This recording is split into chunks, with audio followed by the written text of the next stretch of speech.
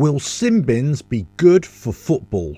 Let's get into it. Hello, welcome to On Me Edson. I hope you're well. If you like what I do here, don't forget to like and share the video, subscribe to the channel and hit the notifications bell for all future videos. So, sin bins, they are being talked about now in the professional football game, as it were, and for it to be introduced into top tier football in the next couple of years. Well, that's what they're talking about right now. What is this sin bin? Well, basically, it's a 10-minute timeout.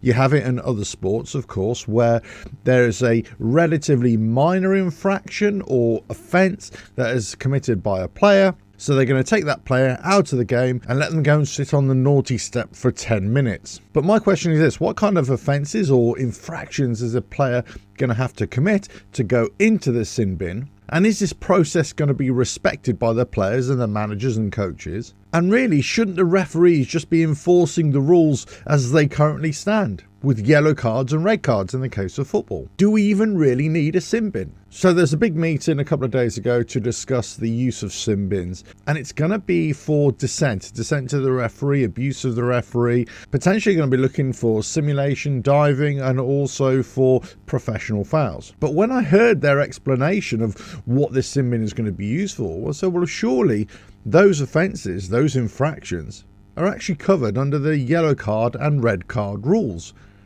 Maybe they should just enforce those rules a lot more strictly. Therefore, you wouldn't need a sin bin. It does appear to me that they're trying to make football a very difficult game, when actually it could be a very simple game. Just a simple set of rules that players, coaches, managers and referees can all agree upon, and that the fans can actually understand as well. Why do we need a sin bin when you can just say to the referee, who has briefed the players, who has briefed the manager before the game, to say if there's any dissent, you get a yellow card.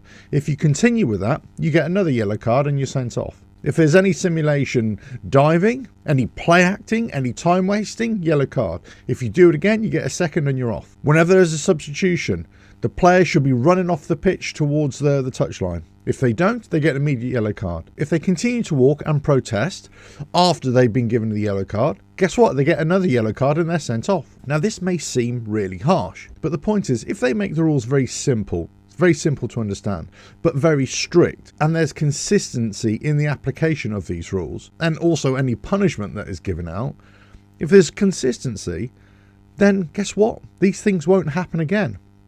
If you're getting booked once or twice and getting sent off for diving, then you're basically out of the next 3 games. Now, your manager's not going to be happy with you, and the rest of your players aren't going to be happy with you as well, especially if you go on to lose that game. So guess what? You're not going to be diving anymore, are you? It's the same for committing a professional foul. Yeah, you're sent off. You won't be doing that again. If there's any dissension towards a referee, you get a yellow card. If you continue it, you get another yellow card.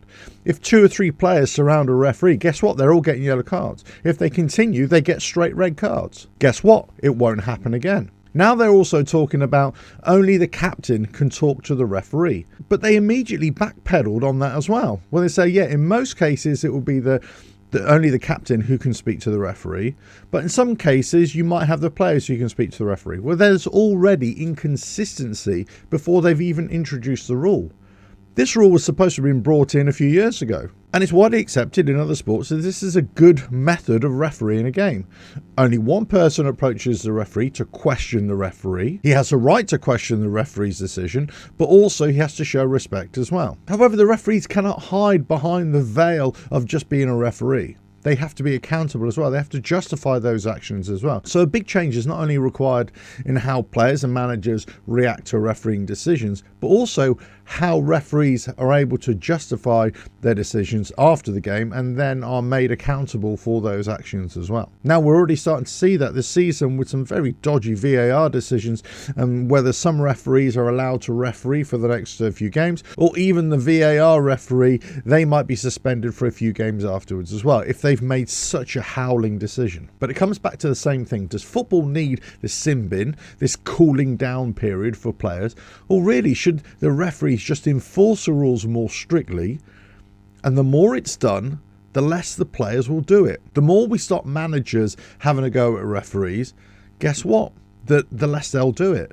However, the more we expect referees to justify their actions and come in front of the cameras afterwards, just as players do, just as managers do, and justify that, the better it will be for everybody. Everybody's understanding would be a lot better. Football is a glorious game, but it should be a very simple game. But we've made it so difficult. And instead of stripping away a lot of the nonsense with a lot of the rules, we're actually trying to make it more difficult.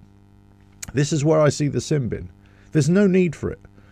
You just simplify the rules, give the powers to the referee to enforce those rules and make it consistent. Make those rules really strict so that if you break those rules, you know what's coming. That's it. Job done. Let us know your thoughts in the comments below about sin bins and whether they'll come into top tier football in a year and a half, 2 years. They're supposed to be trialling this next year in the middle of next season in lower tier professional football, and it's looking like it's going to come into top tier football, Championship, Premier League divisions in 2 years' time. But we'll wait and see on that. Let us know your thoughts on the sin bin in the comments below. If you like what I do here, don't forget to like and share the video, subscribe to the channel, and hit the notifications bell for all future videos. And I'll catch you again. Bye now.